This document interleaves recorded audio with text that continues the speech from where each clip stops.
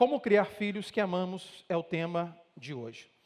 Eu me lembro de uma vez, eu ouvi uma conversa, tem aquela parte que chega às férias, acaba as férias, e as crianças voltam para o colégio.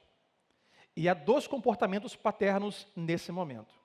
O primeiro pai da história diria assim: poxa, graças a Deus que acabou o verão. Eu não aguentava mais ter essa criança o tempo todo em casa. Aleluia pela escola. Acabou a pandemia, criança de volta para o colégio, graças a Deus. Mas um segundo pai diria: poxa, eu fico muito triste quando acaba o verão e quando chega as aulas. Porque eu gostaria muito que meu filho estivesse o tempo todo em casa conosco. Observe, dois comportamentos sobre o filho. Deus nos dá filhos para que nós apreciemos, para que nós curtamos, para que nós aproveitamos os nossos filhos. O objetivo da paternidade não é suportar o filho, mas aproveitar o filho. Eu me baseei nisso lendo o primeiro texto de hoje. Eu vou ler, abra sua Bíblia comigo, Salmo 127, versículo 3. A versão NVT, a nova versão transformadora, vai dizer assim: os filhos são, diga-se comigo, um presente. Os filhos são um presente do Senhor, uma recompensa que Ele dá. Observe, você quando presenteia alguém, qual é a sua expectativa dessa pessoa, o que ela vai fazer com aquilo que você deu de presente? Que ela aproveite o presente, que ela se alegre com o presente, que ela curta o presente, que ela se deleite no presente. Ninguém dá um presente com outra expectativa. E nós perguntamos: e aí, aquela roupa deu em você? E aquele anel ficou bom no seu dedo? E aquele Pix que eu passei para você, você conseguiu fazer uma boa compra com aquilo? Você sempre dá um presente que tem expectativa com aquilo. Os filhos nos são presentes de Deus. Então, Deus o Pai, quando nos dá filhos, Ele tem a mesma expectativa de que nós aproveitemos o presente. Que nós nos deliciemos, nos deleitemos no presente. Que nós curtamos o presente. Não há outro propósito qual Deus nos dá filhos. Mas muitas vezes nós queremos aproveitar os filhos, nós queremos curtir os filhos. Queremos, mas não sabemos como fazer. É por isso que Provérbios, ou para isso que Provérbios foi escrito. Para nos ajudar, nós que queremos fazer algumas coisas com sucesso e não sabemos como fazer. Provérbios está na Bíblia para esse fim. Então, algumas coisas sobre Provérbios nesta manhã. A primeira delas é que Provérbios é um livro prático e não teórico. Há pessoas que são práticas e há pessoas que são teóricas. Há pessoas que são de ações práticas e outros de filosofia, sociologia, teologia, e pensam. Que tipo de pessoa você acha que eu sou? Pergunta difícil. Mas eu sou mais do filosofia, psicologia. Aí eu me casei com alguém que não é tanto assim, que é mais prático. Tem alguém na sua casa assim? Mas assim, sai do quarto e fala assim: amor, eu estava lendo ali, pensando, orando, li um texto, um comentário, porque na cruz do cara fala: ah, amém, amor, dá para você jogar o lixo fora e buscar as crianças na hora? É assim, prático. E sabe o que tem descoberto com a minha idade, já quase meia idade avançada? Que não há como ter uma vida bem-sucedida e saudável se não for prática. Nós temos que ser práticos. Quem vive a sua vida tendo como base as suas emoções, não tem uma vida boa. Não consegue romper com o que sabe que tem que romper porque pensa muito ou sente muito. Não, tem que romper. Não tem que fazer. Não tem que comprar. Tem que vender. Tem que ir. Tem que voltar. É prático. Quem tem uma vida baseada nas emoções, não tem uma vida boa. Praticidade. E Provérbios é um livro, número 1, prático. Segundo sobre Provérbios, Provérbios é um livro conciso. São 31 capítulos compactos, você pode ler um por dia, em um mês de 31 dias como maio. É um livro conciso e compacto, que você tem ali coisas práticas, diárias, para você praticar e conseguir viver o propósito do livro, que é ter uma vida boa, bem-sucedida e prática. E terceiro, talvez o mais importante, e talvez libertador para muitas pessoas aqui, anote isso: Provérbios não é sobre promessa, é sobre princípios.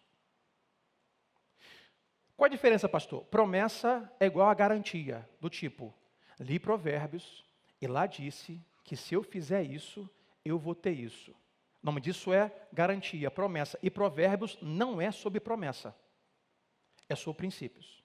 Então, promessa igual a garantia, princípios igual a ferramentas. Tem pessoas que leem Provérbios assim, bom, eu apliquei isso aqui, e já descortinar aqui uma ideia para os pais presentes, que talvez hoje estão frustrados. Porque leram um texto que eu vou ler hoje, e disseram assim, bom, Provérbios disse que se eu fizesse isso com meu filho, ele seria esse tipo de gente. Aí você pergunta, o que aconteceu? Aonde que eu errei? Abra um parênteses. Se você tem na sua casa, um dia você comprou um livro sobre como criar filhos, e o autor diz, aplique esse meu método, e o seu filho vai ser assim, pega esse livro, queime e jogue fora. Não existe matemática exata em criação de filhos. Vou te dar um exemplo.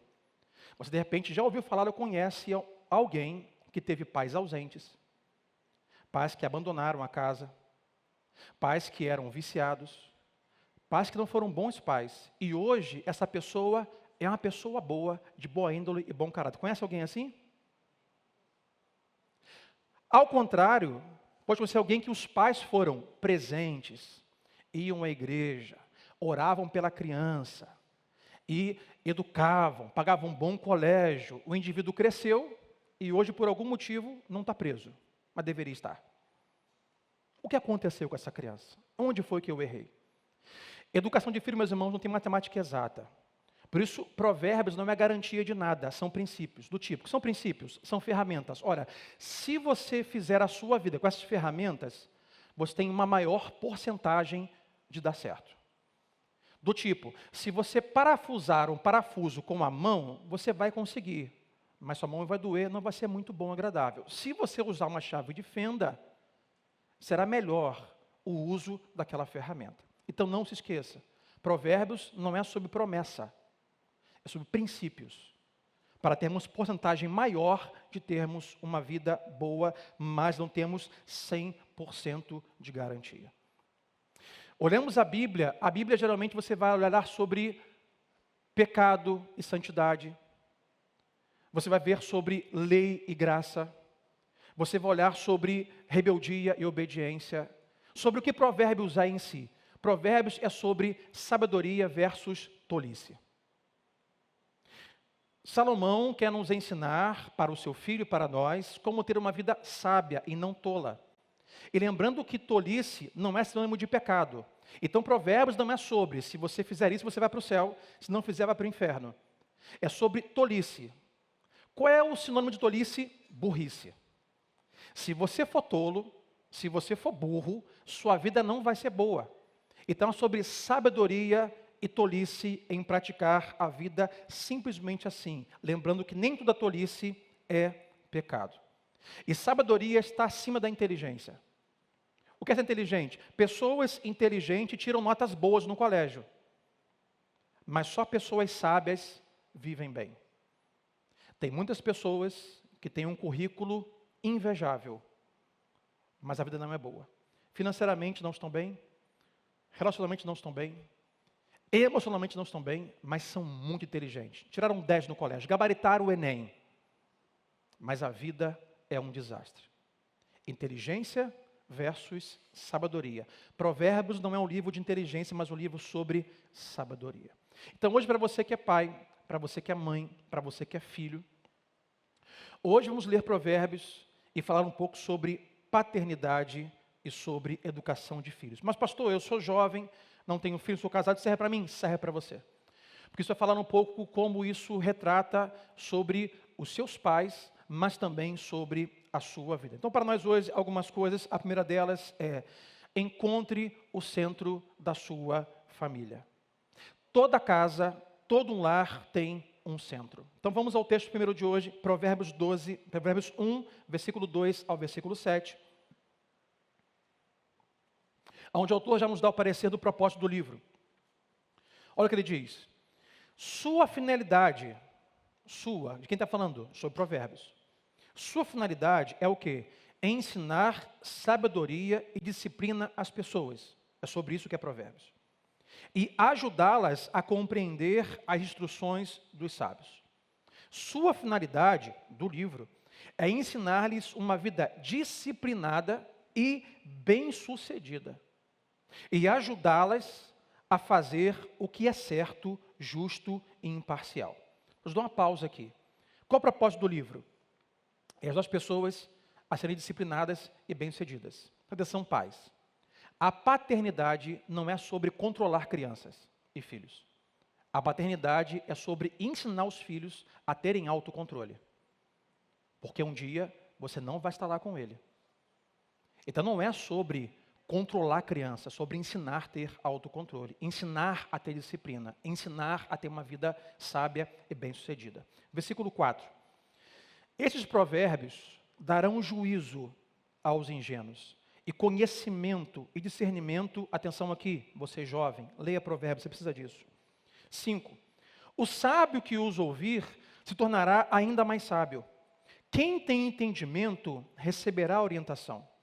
Ao examinar o significado destes provérbios e parábolas, das palavras dos sábios e seus enigmas. Eu já dou outra pausa aqui, olha o que o Salomão vai dizer. O sábio que ouvir se tornará ainda mais sábio. Eu diria que a maneira de aplicar a sabedoria é a humildade. Já sou sábio, Salomão diz, os sábios que ouvirem isso serão mais sábios. Hoje, muitas pessoas inteligentes não têm nem um pouco de sabedoria, vivem uma vida tola, não bem-sucedida, porque não têm humildade de aprender com pessoas, de aprender com a palavra, de ouvir pessoas mais velhas e mais experimentadas naquilo que você um dia quer chegar.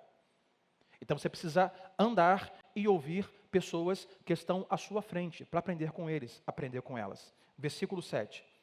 O temor do Senhor é o princípio do conhecimento, mas os tolos desprezam a sabedoria e a disciplina. Até aqui. Salomão diz, quem despreza a sabedoria e o conhecimento do Senhor é tolo, por isso não terá uma vida disciplinada e nem bem-sucedida. Meus irmãos, todo lar tem um centro. O que é o centro? É aquilo que a família gravita ao redor. Toda família tem um centro, um assunto, um plano de vida. E o que é o centro da sua casa determina quais são as prioridades da sua casa. Eu vou te dar alguns exemplos. Como eu sei qual é o centro da minha família? É só você olhar o extrato do cartão de crédito, só você olhar aonde o maior tempo é gasto, só você olhar quais são as conversas da família, e você perceberá qual é o centro da casa. Ele termina o versículo 7 dizendo assim, o temor do Senhor é o princípio da sabedoria. Entendemos que o centro de uma casa sábia, que quer prosperar, ser bem-sucedido, deve ser Cristo, Deus e as suas escrituras. E o nosso orçamento deve gerar ao redor disso. E o nosso tempo deve gerar ao redor disso. Nossas conversas com os filhos devem gerar ao redor disso. Mas hoje, na cultura que temos, não recente, mas já antiga, nós temos centros da família que não são saudáveis. Vou te dar algum exemplo. Exemplos negativos de que as famílias têm feito hoje como centro. Primeiro deles, escola. Se o centro da casa é educação, a prioridade são as notas. Então, na casa, isso aqui não. Você tem que tirar 10, você tem que tirar 10, tem que passar de ano, tem que passar no Enem. Só se faz de educação. Deus está em secundário, é só notas. Pastor, é pecado tirar 10? Claro que não. É pecado passar para a faculdade federal? Claro que não, maravilhoso é. Mas o centro da sua casa não pode ser simplesmente notas boas. Eu observo como hoje muitas crianças estão sufocadas com o peso dos pais, que fazem da casa esse o centro. Não. 10 é o mínimo. De novo, estuda, isso, explicador e tal. A criança não tem nem infância mais. É uma pressão sobre a criança. Não, você tem que ser o melhor, tem que se destacar, você tem que tirar a melhor da turma, tem que tirar 10. E a casa gira em torno disso. Isso hoje tem frustrado muitas crianças. Segundo o centro não saudável, eu chamaria de esportes. E se o esporte é o centro, a prioridade é vencer e ganhar a qualquer custo. Não, você faz escolinha de futebol, porque você vai ser jogador de futebol, você vai ganhar 100 mil por mês, vai ser igual o Neymar, que você tem que vencer. Agora, semana passada, minha filha estava no colégio lá, teve um negócio de vôlei no colégio. E aí, filho, como é que foi? Poxa, pai, ficamos em segundo. Medalha de prata. Eu falei, que bom, filha. Que bom, pai, a gente não ganhou, ficamos em segundo. Minha filha, no esporte, você tem 50% de chance de vencer e 50% de perder. Só dá duas opções, ganhar ou perder. E perder é comum. Viva feliz, você participou do esporte. Você pode jogar um vôlei, tem onde estudar, tem braço para levantar a bola e bater na bola. Alegre-se. Lembra na que eu preguei? Poderia ser pior. E hoje, os pais estão, não, esporte, tem que vencer, tem que dar um campeão. E Deus ficou de lado. Quantas vezes eu já ouvi história de, fulano, você não tem visto você mais na comunhão dos santos, cantando ao Senhor, com os irmãos para lá? Não dá tempo, pastor. Meu filho tem que levar ele domingo para jogar aqui, domingo para jogar ali, domingo. A prioridade virou esporte. Pastor, é pecado fazer esporte? Não. É pecado ser vencedor no esporte? Claro que não. É pecado viver de esporte? Claro que não. Mas esse não pode ser o centro e a prioridade da sua casa, quando falamos sobre família e filhos. Um terceiro centro não saudável e negativo, onde o centro é ganhar dinheiro. Então, qual a prioridade? O trabalho. Os pais nunca estão em casa. As mães nunca estão presentes. Por quê? Mais dinheiro. Precisamos de mais dinheiro. Precisamos de mais dinheiro. Tem que trocar o carro. Tem que fazer isso. Tem que fazer aquela viagem. E mais dinheiro. E os filhos estão com a ausência de pais. Porque se o centro é ganhar dinheiro, a prioridade é o trabalho. Quarto, muitas famílias, o centro é o medo. E por isso a prioridade é controlar crises hipotéticas. O centro é o medo. Medo de quê? Medo de ficar desempregado, medo do filho ficar doente, medo do marido passar mal, medo de acontecer isso, é medo. Talvez você quer viver uma infância com muita privação. E tem medo dos filhos viverem aquilo que eles viveram. E não há nenhum problema. O filho não tem um danoninho de manhã para comer. Não há nenhum problema, ao invés de carne, ter frango. Não há nenhum problema, ao invés de isso, ter aquilo para comer. Os mais antigos, os mais novos não sabem de nada. Pesquisas revelam que essa geração de jovens, me escute. Pesquisas revelam que a geração de jovens é a primeira geração que vive pior do que os seus pais. É a primeira, isso nunca aconteceu. Quantos aqui são da época que você abriu uma lata de sardinha em conserva e comia? Levante a mão. Os mais jovens estão assim.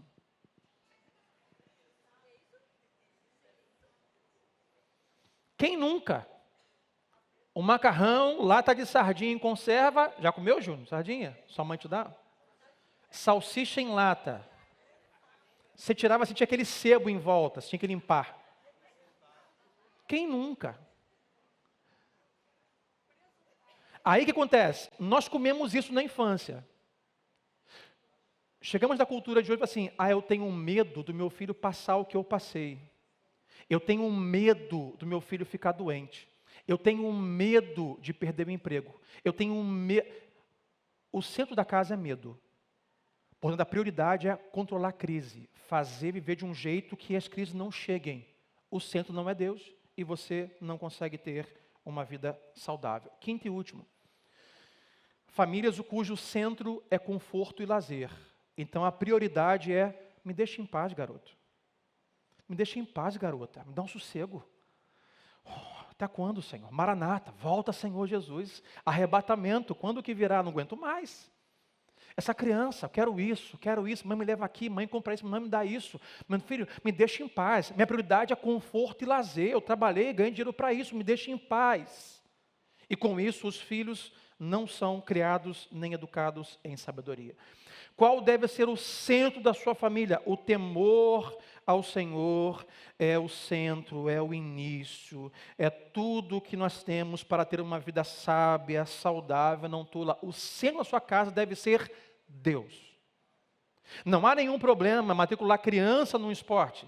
Não há nenhum problema botar a criança na explicadora para tirar boas notas. Não há nenhum problema buscar conforto. Eu gosto muito de vida confortável. Não há nenhum problema você ficar ansioso por algumas crises que podem chegar. Que o noticiário falou que mudou o governo, que o dólar aumentou, que a saúde vai assim, que a violência subiu. Não há nenhum problema. Mas o centro da sua casa tem que ser Deus. Então, se você hoje está aqui nesta manhã e você percebe e se identifica, pastor, caramba, essa pegou na veia essa. Olha, eu confesso que o centro da minha casa hoje tem sido o medo. tem sido vencer, esporte com as crianças, escola, nota. Eu coloquei Deus um pouco de lado. Você não conseguirá ter uma vida sábia, uma vida saudável e uma vida bem-sucedida. Porque quem tem Deus como centro, a sua prioridade é o que eu vou chamar de escola de sabedoria. Meus irmãos, não se engane. O colégio do seu filho ensina para ele conhecimento, mas não sabedoria.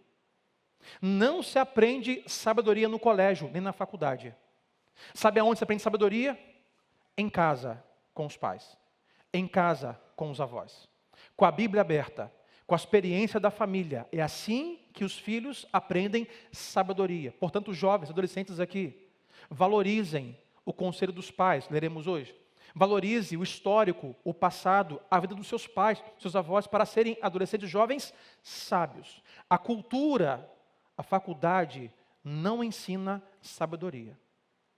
Muitas vezes ensina um complexo para você ingerir de inteligência somada à burrice, à tolice, que muitas vezes é recheado com muita cobertura de pecado. Conhecimento e sabedoria vêm tendo Deus como centro e isso se pratica em casa. Mas precisamos de pais sábios, pais nas Escrituras e pais compromissados com a palavra de Deus. Algumas coisas sobre conhecimento e sabedoria. 5. Primeira delas, conhecimento é conhecer a verdade. Sabedoria é saber o que fazer com ela. Segundo, conhecimento, ele é teórico. A sabedoria, ela é prática. Tem gente que sabe muita coisa sobre tudo, mas a prática é zero. Por isso tem uma vida miserável. Terceiro, conhecimento preenche a sua mente. Há quem diga que não ocupa espaço, mas preenche a sua mente. Já sabedoria guia a sua vida. Tem muita gente que tem a mente cheia de muito conhecimento, mas a vida não é guiada de forma sábia. Quarto, conhecimento, ele é verdadeiro, mas a sabedoria é útil. É para você praticar. E quinto, conhecimento fornece apenas informação. Já a sabedoria fornece transformação. Só transformamos a realidade emocional, espiritual, intelectual, conjugal, familiar, financeira, com sabedoria. E pastor Sandro, aonde está o centro da sabedoria? Está em Deus, em sua palavra. E é nas Escrituras. Por isso, eu estou comprometido como seu pastor nesses domingos de maio.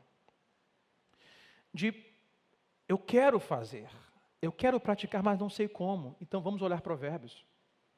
De forma prática, aprender como colocar isso em prática. Então, número 1, avalie qual tem sido o centro da sua casa. E mude a trajetória. Mude o centro, sabe por quê?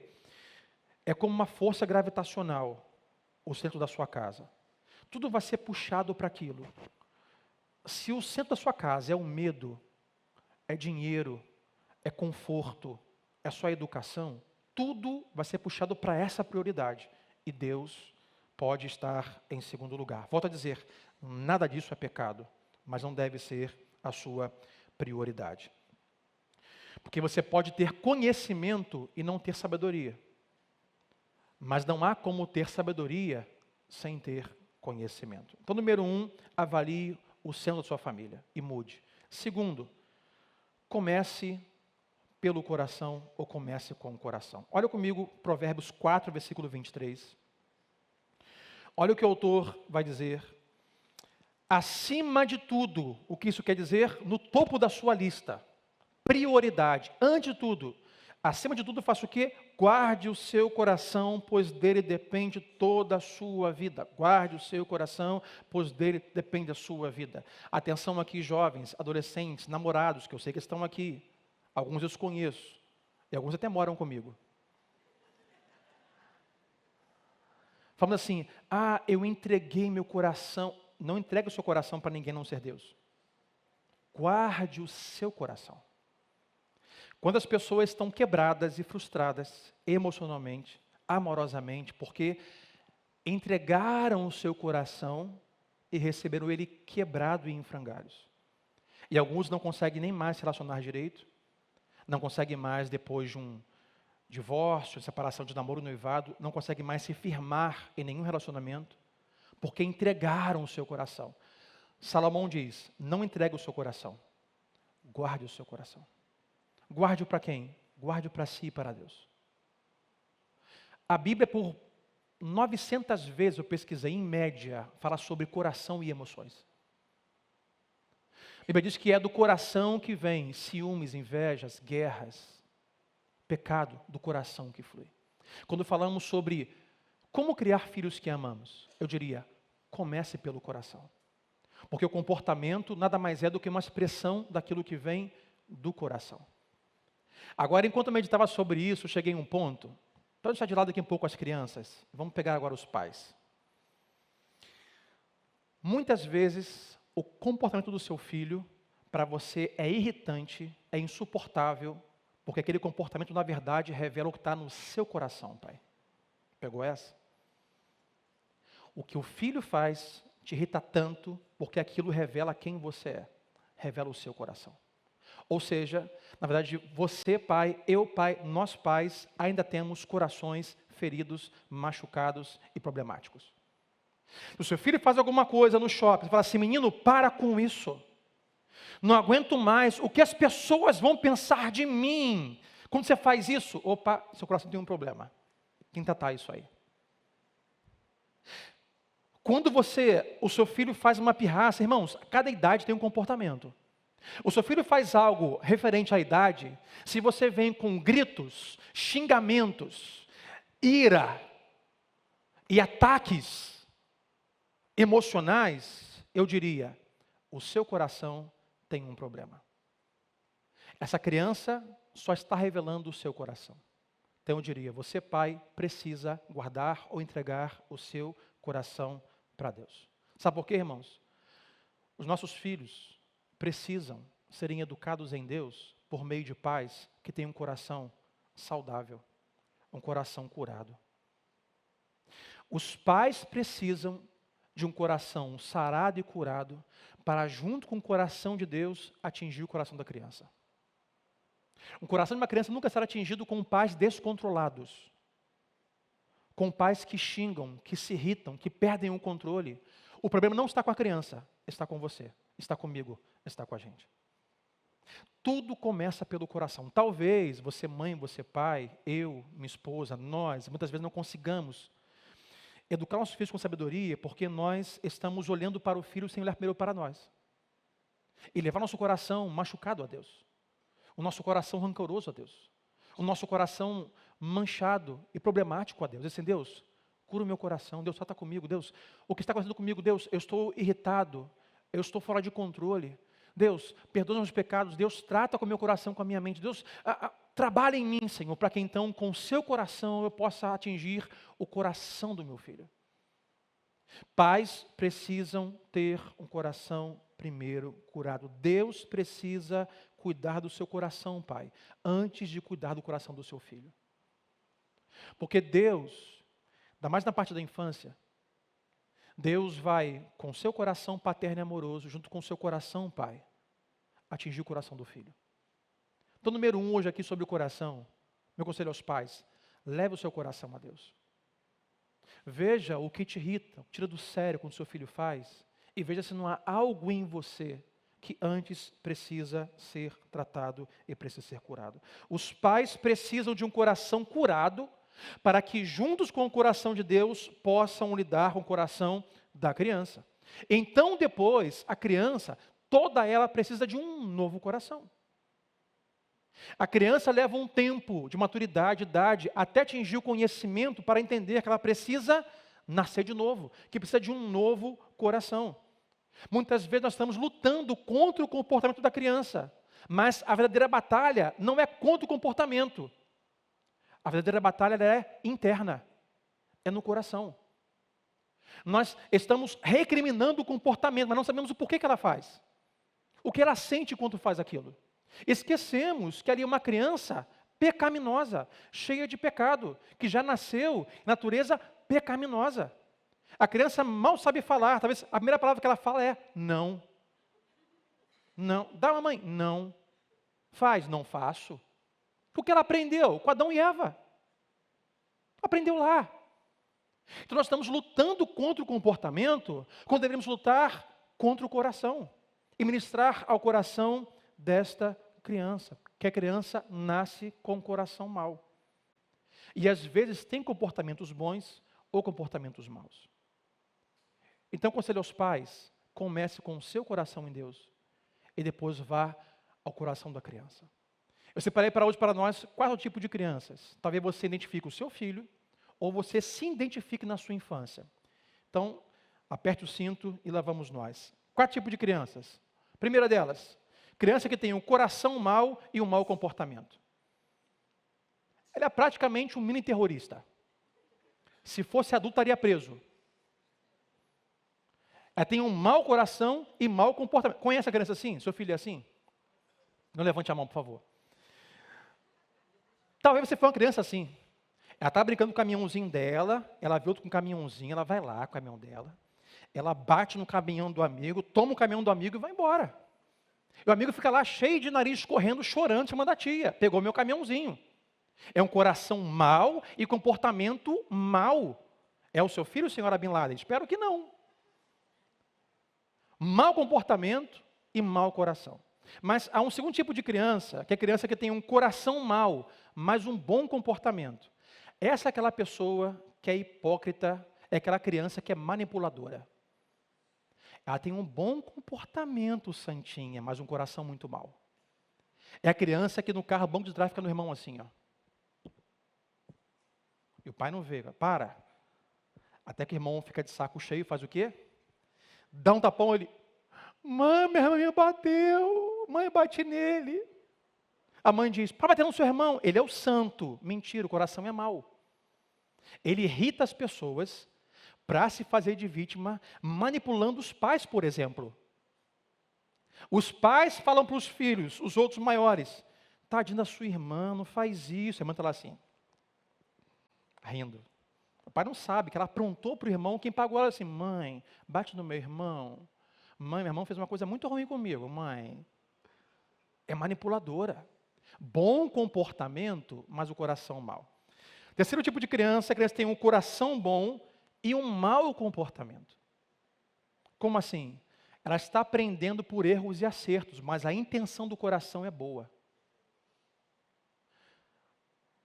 A criança vai na cozinha e você escuta o barulho. Bem, suco para um lado, água para o outro, café suja tudo e tal. Vai assim, meu, menino, sai daí, menino, que inferno. Quem mandou você mexer nisso? Sai daí, palmada na criança e tal. Mas você não sabe que a intenção dela talvez era botar o seu almoço. Era fazer um café para você. Coração bom e comportamento ruim, porque está aprendendo. Então, observe sempre o coração, as intenções, e não o comportamento. E quarto tipo de criança. É a criança que tem um coração bom e um bom comportamento. Existe? Só um trabalho árduo do Espírito Santo na criança. E um trabalho árduo dos pais. Só quando o coração, de fato, é entregue para Deus e é convertido. Sem pecados? Não. Mas intenção do coração boa e agora maturidade para ter bons comportamentos. Então, meus irmãos, observe aqui. Qual é a ênfase dos 4 tipos de crianças? O coração. Você pode estar pagando de santinho um filho manipulador, que tem um coração muito mau, mas se faz de vítima. E você pode estar discipulando, pode estar botando de castigo, advertindo uma criança que teve um mau comportamento, mas com bom coração. Ele queria servir você. Ele queria ajudar você a lavar a louça. Tudo bem, quebrou 2 pratos, quebrou um copo. Mas o coração bom. Então, a receita é, comece com o coração. Por que meu filho faz isso? Por que ele é assim? O que está acontecendo?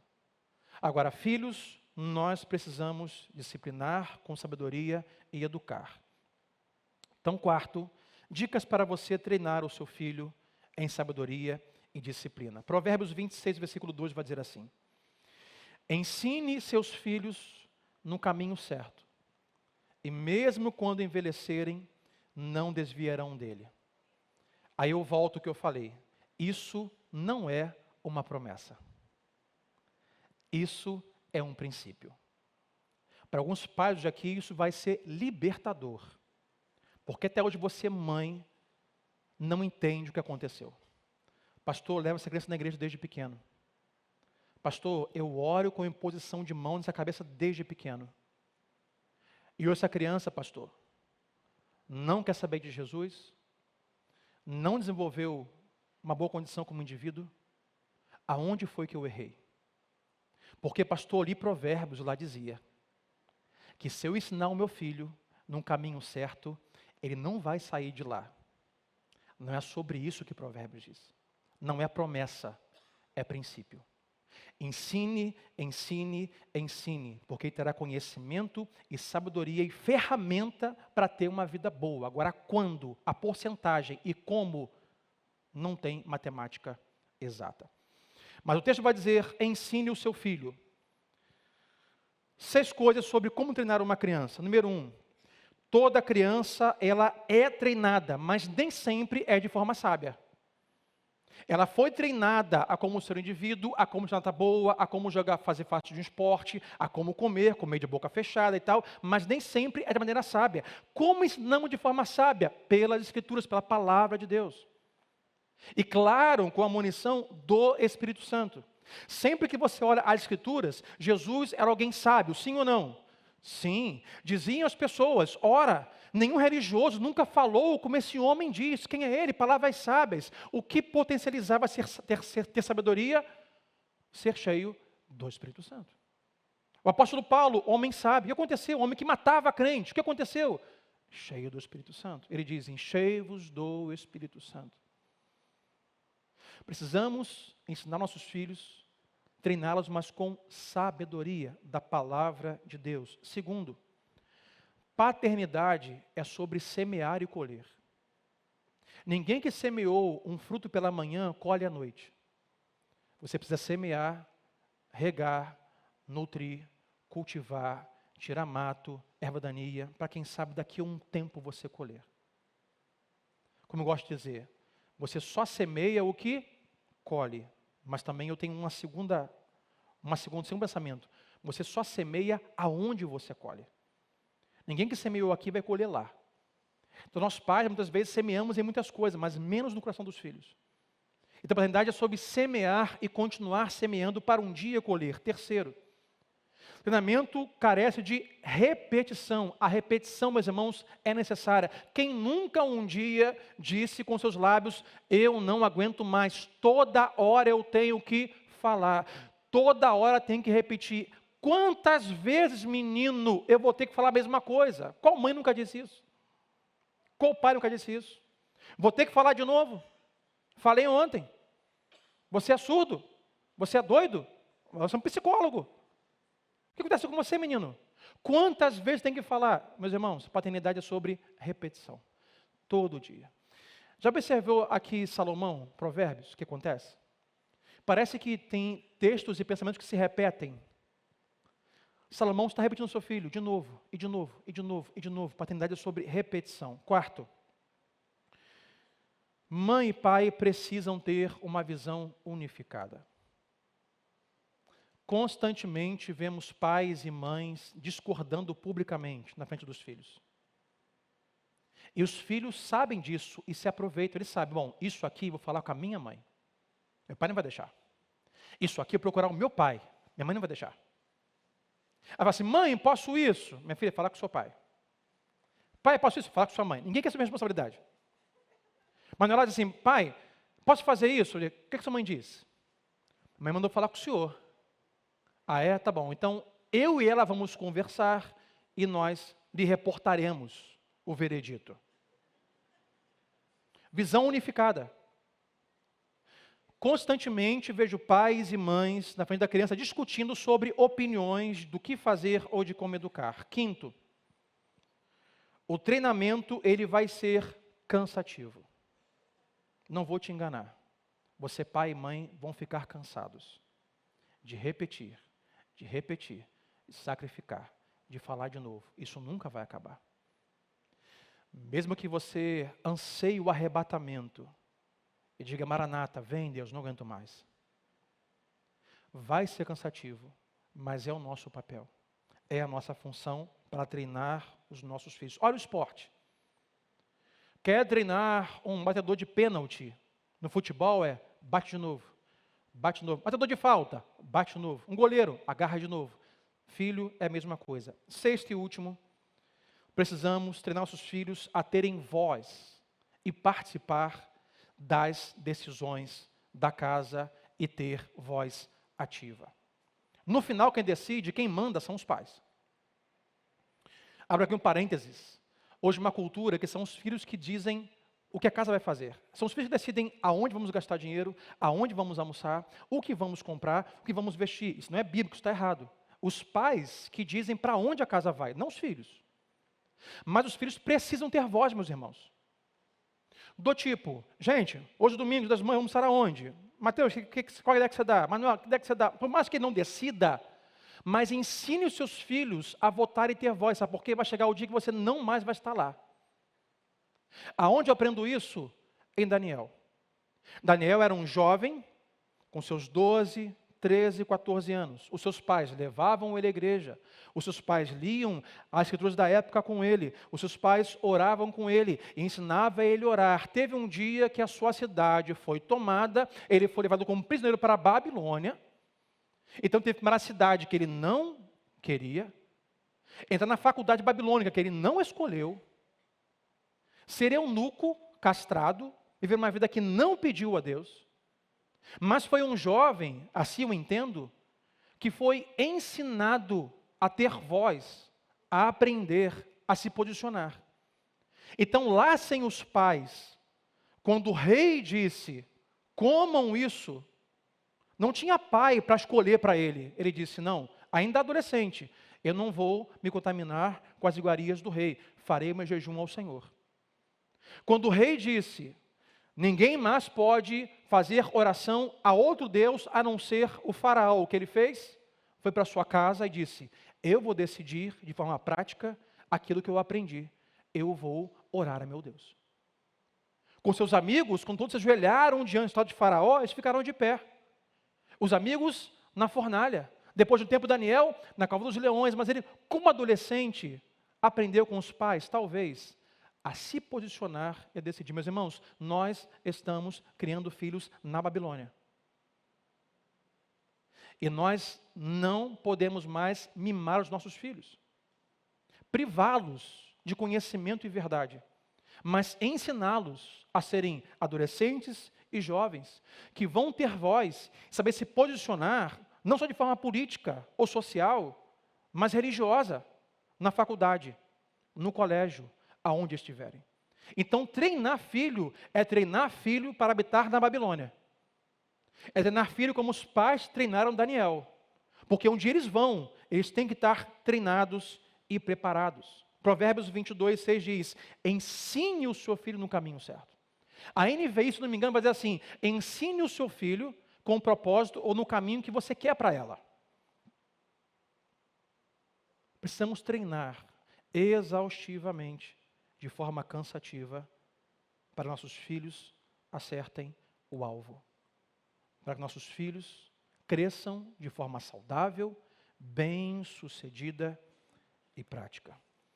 Quinto e penúltimo, conecte-se antes de corrigir. Mais uma vez, volto lá para o coração. Provérbios 4, versículo 1 ao 5, vai dizer assim, meus filhos, olha o que Salomão diz para os seus filhos, meus filhos, ouçam quando o seu pai lhes ensina. Eu quero levar você a você ler esse texto como um pai amoroso que está dizendo. Meus filhos, ouçam quando o seu pai lhes ensina.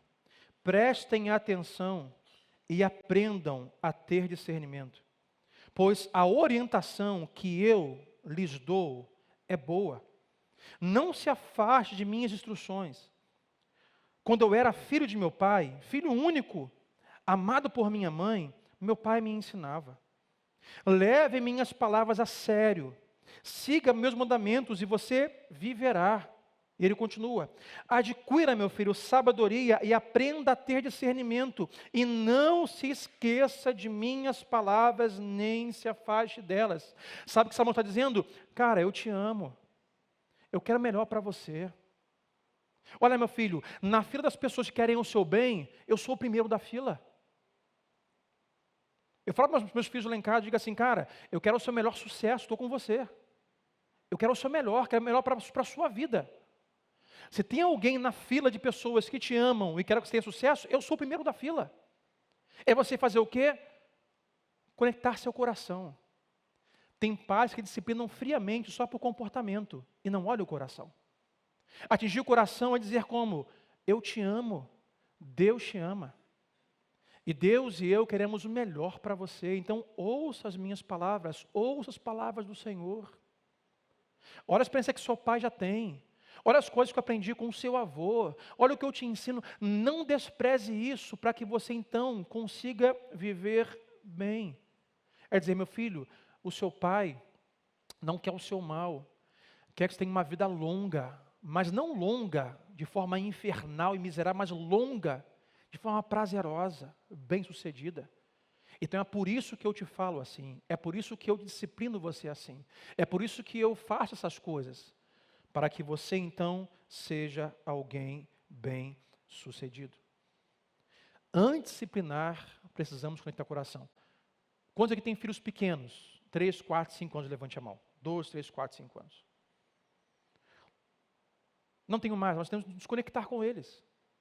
E às vezes a forma de nos conectar é nos colocar no mesmo patamar deles. Então você, pai, mãe, filho pequeno, quando for conversar, não bota ele no sofá para ficar do seu tamanho. Vá para ele, se arreie e diga assim, filho, vem cá. Olha aqui papai. Você acredita que papai te ama? Acredito, papai. É por isso que eu falo isso. É por isso que eu te ensino isso. Deus te ama e eu te amo. Então, meu filho, ouça as minhas palavras. Faz o que papai está dizendo. Conecte seu coração antes de disciplinar. E por último, enfatize nessa criança o prazer sobre a disciplina. Em muitos lares, o volume da disciplina é altíssimo. E o volume do prazer na disciplina é zero. Os nossos filhos precisam aprender que há prazer na disciplina. Pastor, isso é loucura, é sadomasoquismo? Não. Prazer na disciplina. Olha o que o provérbio vai dizer, Provérbios 3, versículo 11 e 12 da NVI. Meu filho, não despreze a disciplina do Senhor, nem se magoe com a sua repreensão. Não fique de biquinho, não fique magoado. Sabe por quê? Porque o Senhor disciplina quem ama. Assim como o pai faz ao filho de quem deseja o bem.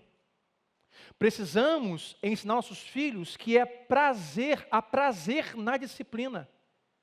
E após a disciplina, ou durante a disciplina, aprendermos a nos deleitarmos naquele momento. Muitas famílias, filhos estão perecendo porque é só disciplina e nenhum prazer. É só disciplina e nenhum deleite. Os pais nunca estão presentes. O centro é o dinheiro, então muito trabalho. Mas quando o filho tem um comportamento, e o coração nem foi sondado, disciplina. Agora, prazer, memória, passeios, sorrisos, beijos, balanços, parques, brincadeiras, é zero. Escute-me o seguinte, meu irmão. Disciplina é ocasional. Às vezes, precisamos disciplinar. Já o prazer deve ser constante.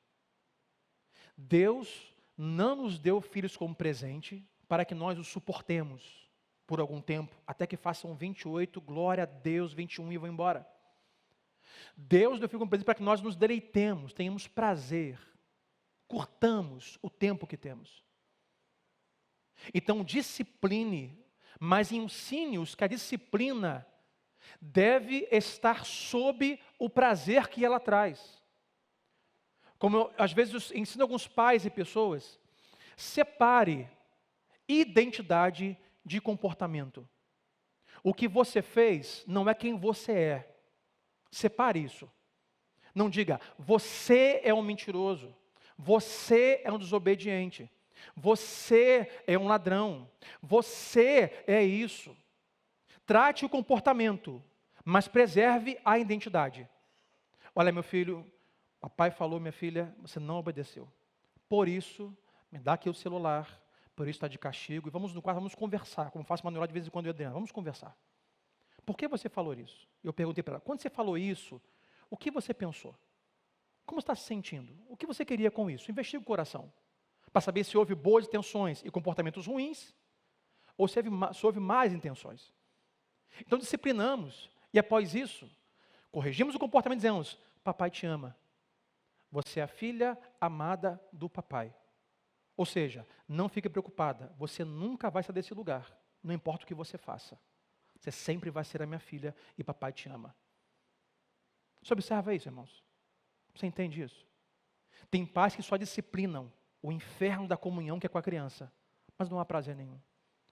Pais que não cultivam memórias. Eu, às vezes, a gente tem costume, Adriana, de às vezes buscar aquelas fotos ridículas antigamente, que a gente acha que está feio, está magro, está orelhudo, está estranho.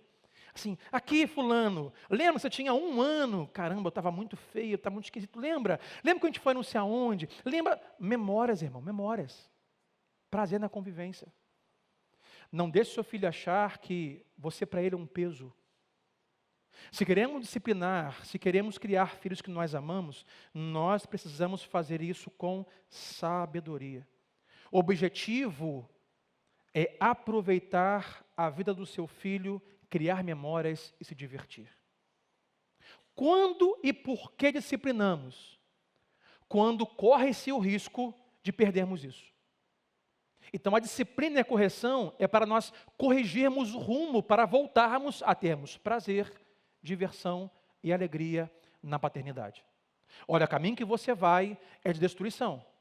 Para onde você está caminhando, vai destruir você, as suas relações, o seu emocional, a sua previsão, o seu financeiro. Papai te ama. Então, disciplinamos para que ele volte ao prazer do deleite da paternidade e da criação de filhos.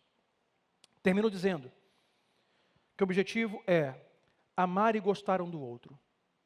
Pastor, amo meu filho, mas não tenho sabido como fazer uma educação que demonstre o quanto eu amo e o quanto ele se sinta amado. Segundo, precisamos trabalhar constantemente para, meus irmãos, nos divertirmos e criar memória com eles. Você precisa abandonar de vez em quando o seu trabalho, o computador, o celular e criar memórias.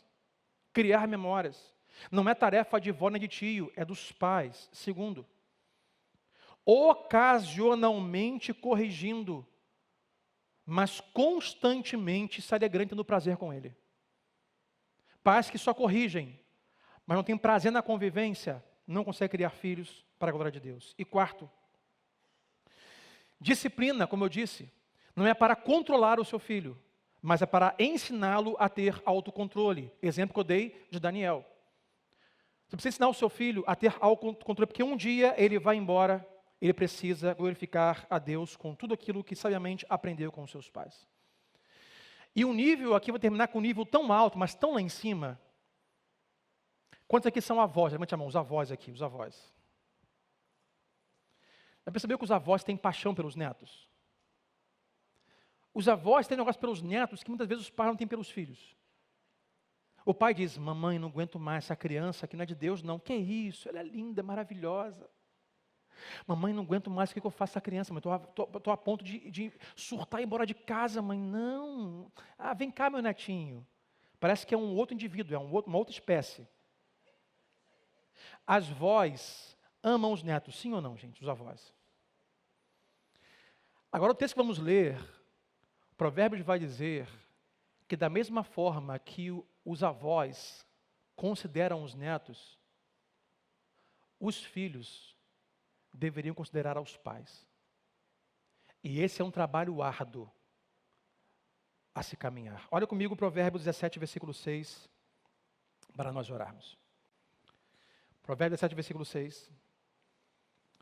Os netos são coroa de honra para os idosos. Os vovôs. Olha o que ele diz. Os pais são o orgulho de seus filhos. A pergunta que não quer calar aos pais aqui hoje. Será que os nossos filhos se orgulham de nós com a mesma medida que os nossos pais amam os nossos filhos?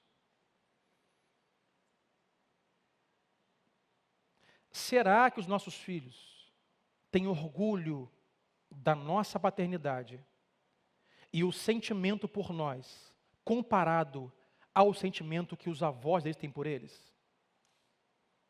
Isso é duro de ouvir, mas a se pensar. E filhos jamais terão os pais em lugar de honra, como os avós os têm, apenas com disciplina e nenhum prazer.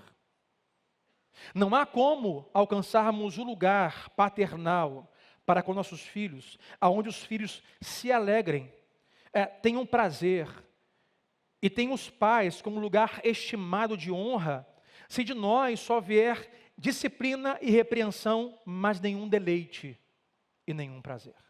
Deus não nos deu filho para suportarmos. Deus nos deu filhos para nós termos deleite e prazer neles, porque filhos são presente. A minha oração hoje, essa manhã, enquanto os músicos podem subir, é para você, pai e mãe, que você consiga em Deus encontrar o lugar de educar e disciplinar. Sim, disciplina existe. Discipline os seus filhos em amor. Ensine-os que a disciplina é porque você os ama. Disciplina sob o prazer. Prazer acima da disciplina.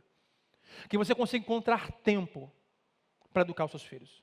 Que você consiga encontrar sabedoria para criar os seus filhos. Repetidamente treinando os filhos.